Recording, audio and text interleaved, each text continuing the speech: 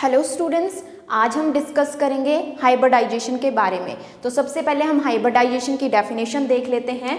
तो इसकी डेफिनेशन है when different atomic orbital of same और nearly same energy combine together to form a new hybrid orbital. मतलब कि जब हमारे पास डिफरेंट एटॉमिक ऑर्बिटल है और उनकी एनर्जी जो है सेम भी हो सकती है और नियरली सेम भी हो सकती है, जब वो दोनों कंबाइन करते हैं तो हमारे पास न्यू हाइब्रिड ऑर्बिटल बनता है। उसको हम क्या बोलते हैं? हाइब्रिडाइजेशन की प्रोसेस बोलते हैं।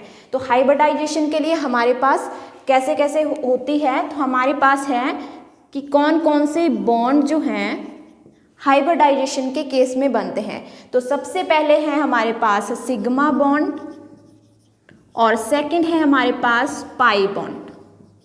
तो सिग्मा बॉन्ड बनने के लिए हमें कौन कौन से ऑर्बिटल चाहिए, तो सबसे पहले हम पढ़ेंगे सिग्मा बॉन्ड।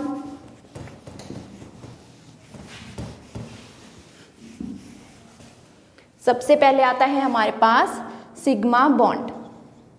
अब सिग्मा बॉन्ड जो है हमारे पास कैसे कैसे बनता है, सबसे पहले है हमारे पास s ऑर्बिटल और दूसरा भी कंबाइन करने के लिए हमारे पास s ही है।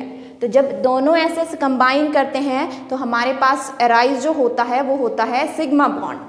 तो हमारे पास सिग्मा ऑर्बिटल हमने लास्ट वीडियो में डिस्कस करी थी, उसकी शेप के बारे में भी डिस्कस करा था। उसकी शेप जो होती है वो स्फीरिकल इन शेप होती है। तो ये हमने बना दिया एक s ऑर्बिटल, दूसरा भी हमारे पास क्या है s ऑर्बिटल। जब ये दोनों कंबाइन करते हैं तो दोनों कंबाइन करके एक हाइब्रिड ऑर्बिटल जनरेट करते हैं। तो हाइब्रिड ऑर्बिटल कैसे जनरेट करेंगे? कुछ इस तरीके से इसकी शेप बनेगी। तो इसको क्या बोलेंगे हम? Hybrid orbital. हाइब्रिड ऑर्बिटल किसका? s और s का। सेकंड कंडीशन है हमारे पास, अगर हमारे पास एक s का है और दूसरा है हमारे पास p का। तो एक s का लिया हमने और दूसरा हम लेंगे p का। p की शेप भी मैंने लास्ट वीडियो में आपको बताई थी। ये ले लिया हमने p ऑर्बिटल। जब ये दोनों कंबाइन करेंगे तो हमारे पास कैसी शेप बनेगी? ये आ गया हमारे पास p ऑर्बिटल। अब s के साथ हाइब्रिडाइजेशन करेगा तो ये होगी इसकी हाइब्रिडाइजेशन। जो नया ऑर्बिटल हमारे पास बना वो बनेगा sp हाइब्रिड।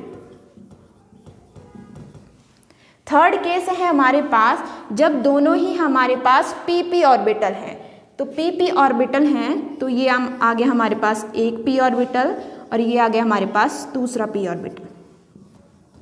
अब pp ऑर्बिटल जो हैं दोनों हाइब्रिडाइज कर रहे हैं और कैसे हाइब्रिडाइज करेंगे? एंड टू एंड हाइब्रिडाइज करेंगे। तो जब ये हाइब्रिडाइज करते हैं तो कुछ इस तरीके से शेप बनती है और ये इनके बीच में हाइब्रिडाइजेशन हुई तो ये बनेगी हमारे पास pp हाइब्रिड।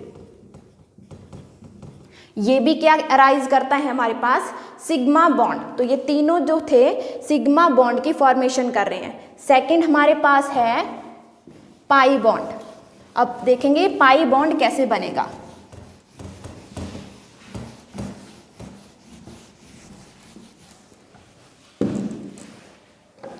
सेकंड है हमारे पास पाई बॉन्ड। अब पाई बॉन्ड कैसे बनेगा? पाई बॉन्ड की फॉर्मेशन भी जो होती है वो pp दोनों ऑर्बिटल के साथ ही होती है। एक भी हमारे पास p है, दूसरा भी हमारे पास p ऑर्बिटल है, पर कंबाइन कैसे करेंगे? वो साइड वाइज ओवरलैपिंग करेंगे। तो हम ऐसे लेंगे इन p ऑर्बिटल्स को और दूसरे को भी ऐसे लेंगे। एक भी p है हमारे पास, दूसरा भी p ऑर्बिटल है।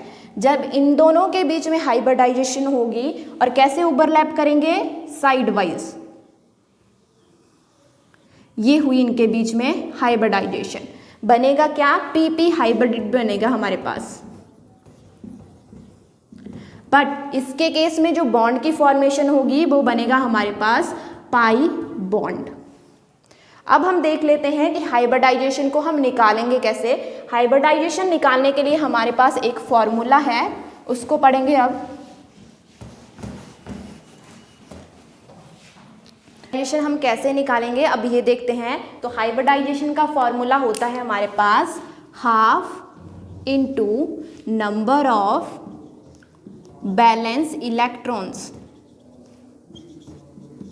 तो इसमें बैलेंस इलेक्ट्रॉन में क्या आएंगे कि किसी भी मॉलिक्यूल के जो बैलेंस इलेक्ट्रॉन कितने प्रेजेंट होंगे उसके सेंट्रल एटम में, प्लस आएगा हमारे पास नंबर ऑफ मोनोवैलेंट एटम्स। अब मोनोवैलेंट एटम्स क्या होते हैं? ऐसे एटम जो सिंगली एग्जिस्ट करते हैं। इसमें आ जाएंगे हमारे पास हाइड्रोजन और सारे जो हैलोजन है हमारे पास, तो सारे हैलोजन जो हैं वो भी क्या होते हैं हमारे पास मोनोवैलेंट आएंगे। प्लस क्या करेंगे हम इधर नेगेटिव चार्ज जो भी किसी मॉलिक्यूल के ऊपर होगा जिसकी हम हाइब्रिडाइजेशन निकालेंगे, और माइनस क्या करेंगे इधर पॉजिटिव चार्ज। तो ये फॉर्मूला है हमारे पास हाइब्रिडाइजेशन निकालने का। तो देखते हैं, हम एक मॉलिक्यूल ले लेते हैं, जैसे है हमारे पास CO2, इसकी निकालते हैं हम हाइब्रिडाइजेशन। तो सबसे पहले हम फॉर्मूला लगाएंगे हाफ इनटू, अब यहाँ पे जो सेंट्रल एटम है वो है हमारे पास कार्बन, तो कार्बन में कितने वैलेंस इलेक्ट्रॉन होते हैं?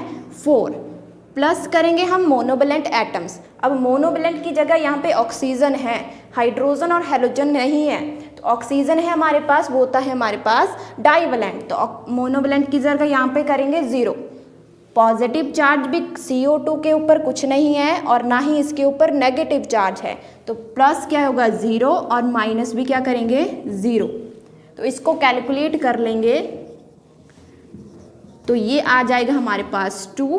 अब 2 को हमने कैसे फिल करना है ऑर्बिटल्स में, तो S में हमेशा हमारे पास कितने इलेक्ट्रॉन्स आते हैं?